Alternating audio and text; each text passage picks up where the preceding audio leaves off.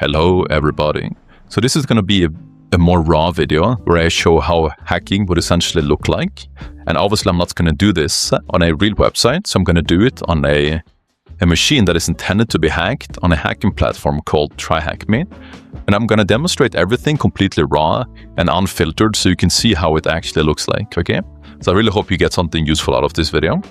Now, we're doing a machine right here called Bounty Hacker. And I've already started it. And as you can see right here, I'm already connected to the VPN. The only reason I'm connected to this VPN is so that I can connect to this machine right here. And without it, we will not be able to. So we can see that I can ping it and we can communicate with this IP. Let me close this and try it again. I killed the VPN and you can see that now it does not work, right? So let me just reconnect. Try again, and we can see now we can reach it, right? Now, what is the first thing that we want to do with this IP address that we've gotten? Okay, because we're trying to hack this machine. The first thing, I made a simple checklist that I give to my students, just to make it very, very clear. Now, these are for standalone machines, not Active Directory. If you don't know what Active Directory is, don't you worry at all. The first thing we want to do is to scan all of the ports, okay? So that's what I'm going to do now, because we want to... This is just an IP address. It doesn't tell us too much. We want to know what is everything that is available on this IP address, okay? So we want to see all of the available ports.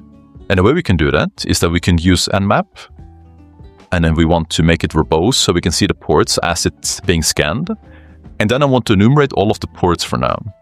And then let's do some version fingerprinting. We can have nmap respond more effectively. And then let's output all of that into nmap.log and let's have that run, okay? So we can see that it's trying to scan all of the 65,535 ports right here, and it has already discovered 3 ports, okay? If you don't know, port 80 is basically going to be a normal HTTP, just on a normal website. So if we open up this right here, we can see that it just goes to the normal website. If I specify the port 80 right here, we can see that it goes to the same. If I specify a random port that doesn't exist, we can see that it just hangs again, because this port is not open on this IP address. So let me change that to 80. And if you don't specify 80, it just defaults to port 80 when you're opening things in a browser, okay? So yeah, we see this website right here. It has a simple image. Now, some things you can do is that you can open up an image like so, and you can see that we see a path right here called images, okay? We didn't know that before now, so that is noteworthy, good to take in mind. We can also use extensions like Wapalizer that is able to reveal the fact that this is actually running within an Apache web server, okay? And that most likely the operating system that is hosting this web server is actually Ubuntu, right? So Linux. Now, if we go back to the nmap scan that we're using to identify all of the open ports on this IP address, we can see that we have 3 IPs available. We have port 80, which is the web server we just looked at. We have port 21, which is actually something called FTP, File Transfer Protocol. We will definitely take a look at that. And then we have 22, which is SSH. You probably heard about SSH.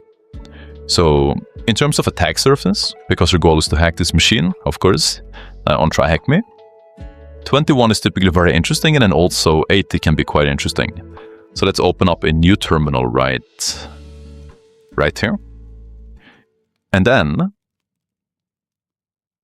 let me open up my notes, because we would like to discover what other things could possibly be hosted on this web server, okay?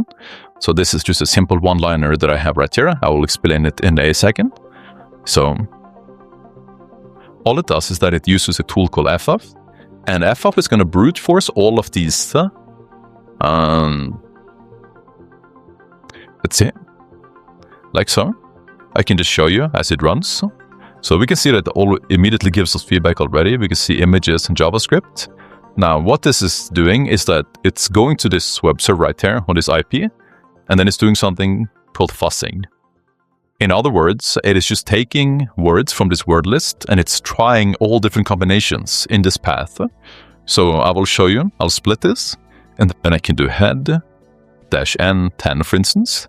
This is just going to show you the 10 first lines in this word list. So it is going to try CGI bin and then images, right?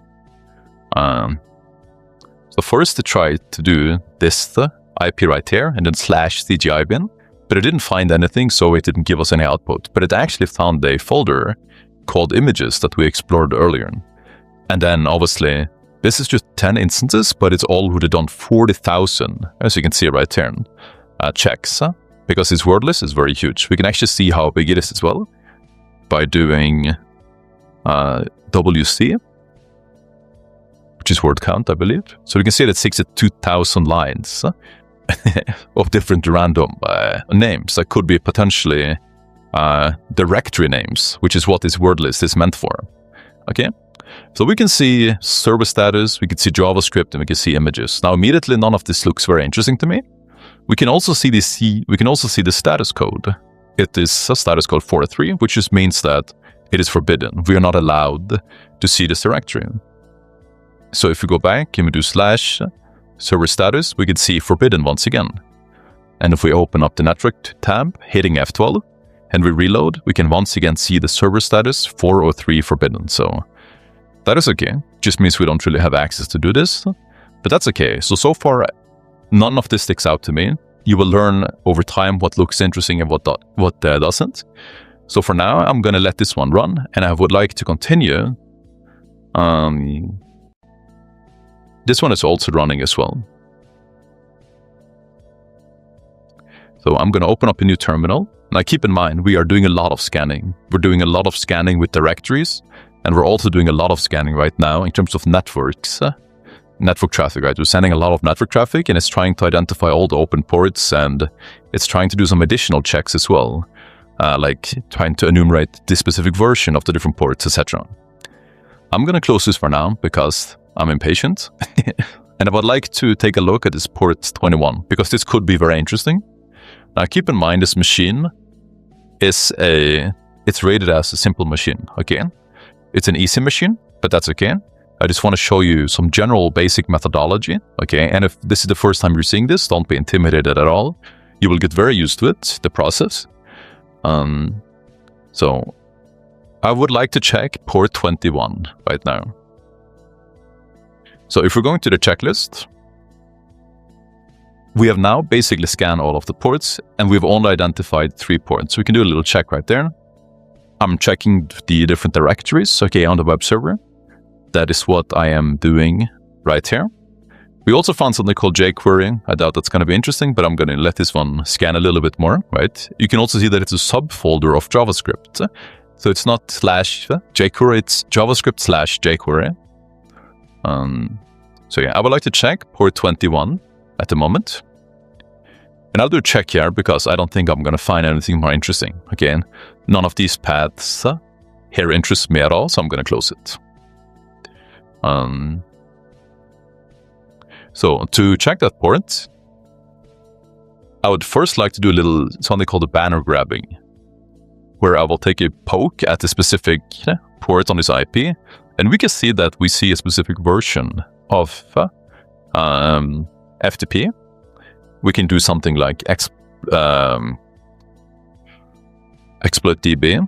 Let's say it's Hertzploit, and then something like this to see if there's any potentially vulnerable versions. We can see 3 of 5 is most likely not a vulnerable version. This one has been very famously vulnerable, but this is in an early version, right? So most likely this is not the vulnerable version to some form of exploit. But it's important to keep this in mind. Whenever you see a version, you always want to check different exploit databases and stuff like that.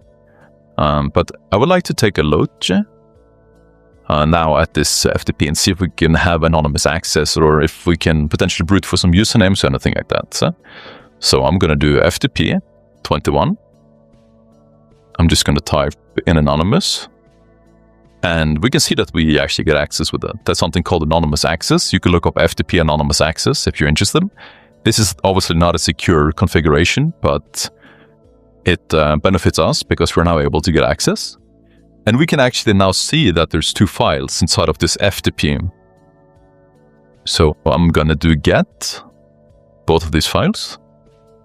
So you can see that now I've downloaded this to my Kali Linux from this FTP. And then I'm gonna do get task txt. So yeah, I've now downloaded both the files and nothing more looks interesting. There's nothing more to do with this FTP. It's either some form of exploit that could be interesting, or really just potentially download files and potentially upload files, but this is the only one that seems interesting so far. So let's check out what these files are. So we have logs and task. So to me, this looks like potential passwords. And let's see what the task is. Protect vicious, plan for red eye, pick up on the moon, dash Lin. So this is obviously quite CTF-y, capture the flaggy, right?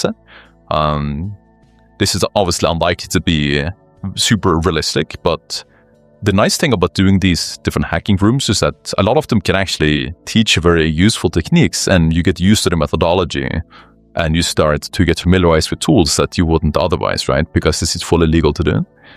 So what I'm going to do is that I'm going to create a username, let's see. So we have a username. So what I'm thinking right here, right? I'm thinking that all of this is ignorable, but this is a potential username, okay? So if you go back to the nmap, oops, this one is not done. I closed it earlier, it seems. So let's say, yeah, we can see that these ports are open, right? So I would like to check these passwords against these different protocols, okay? 21 we already got access to. Port 80 we haven't found anything interesting yet. We can check more of that later. But 22 we can definitely check the passwords against, okay? So to do that, I'm going to use a tool called Hydra. I'm going to use my big notes right here. And to perform SSH, I have a nice little convenient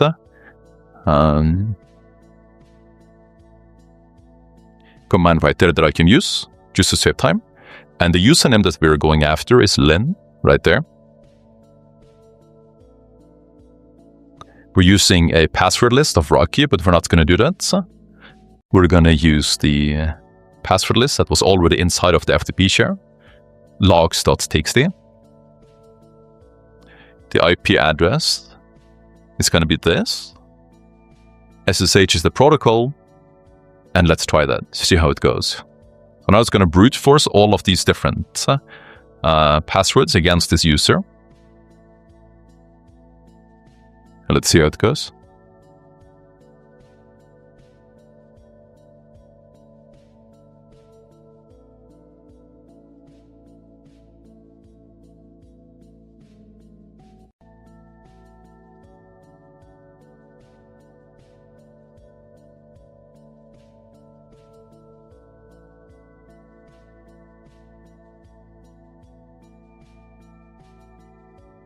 Seems to have gotten a little bit frozen. Let's see. Gonna reduce the threads. And there we go. We've now found a successful login and password combination, okay? So let's try that. So SSH. We're gonna go after the user Lin on this IP right here. We want to do that. And then let's try this password right there. And just like that, we now have access on this machine, okay?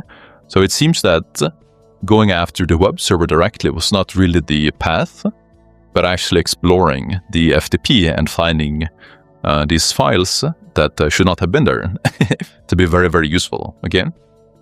So we can now do something called privilege escalation. This is essentially the practice of going from this user right here, Lin, to ideally root user, because Lin can't do everything, because Lin is just a normal user. But root will be able to do whatever we want on this machine, right? And that's the goal of hacking in general. It's finding as much information about the target as we can to hopefully find vulnerabilities, to use those vulnerabilities to get access, and then get more and more and more access, okay? It's really just being able to get as much access as we possibly can with as limited information as possible, right? So I would like to do some common checks now. I would like to check if this user can do anything interesting. And, and the first thing that I checked, which is sudo permissions, it seems that this user is able to do. Okay. If we were not so lucky,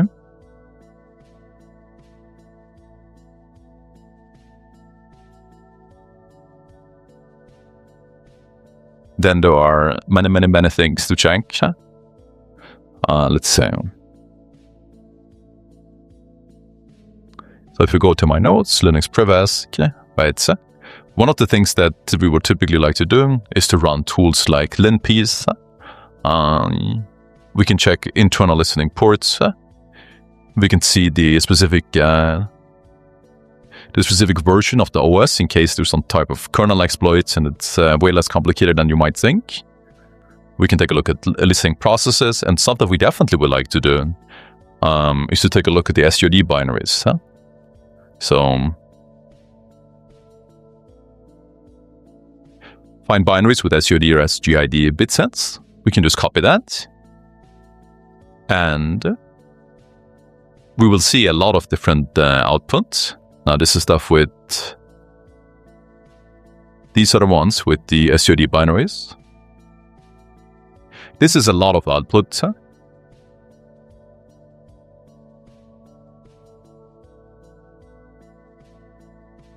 And you will get more used to it over time. You can also just do Linux privask, find SUD binaries, right? A lot of these things you can do search, and then you will find it. You just have to know what to look for. So this is basically, it's going to be too much to explain in this video. But this is just common things that you would like to check for. Now this machine had a lot of different SUD binaries. Okay. But this is also something that will be very interesting to look for, to find weaknesses in this machine after we've already gotten access, right? How do we get more access? But we already saw that this user can perform a tar command as root. So that is incredibly dangerous because we can go to a site called gtfobins.org, and we can look up that tar binary and see if it has a way to essentially be abused with sudo, right?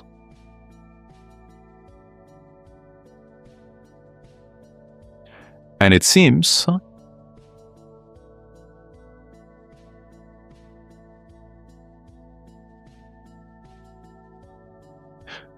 that it absolutely can. So we can just do something as simple as copy-pasting this command. This is an amazing site for Linux privilege escalation.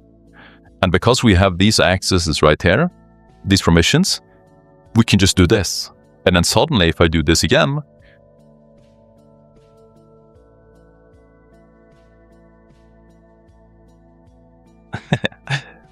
let's see, am I not root? I'm not root.